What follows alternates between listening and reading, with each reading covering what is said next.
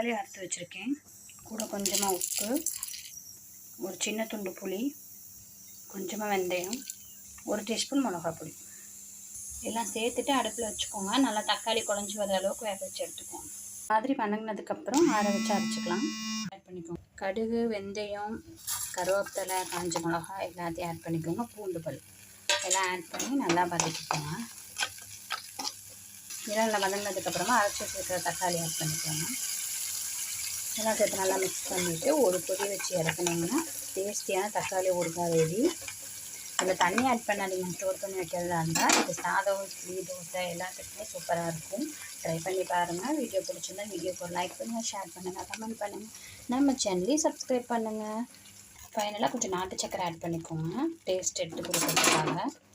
அவ்வளோதாங்க. நல்லா ஒரு கொதி வந்துருச்சு. டேஸ்டியான தக்காளி ஊறுகாய் ரெடி. தேங்க்யூ.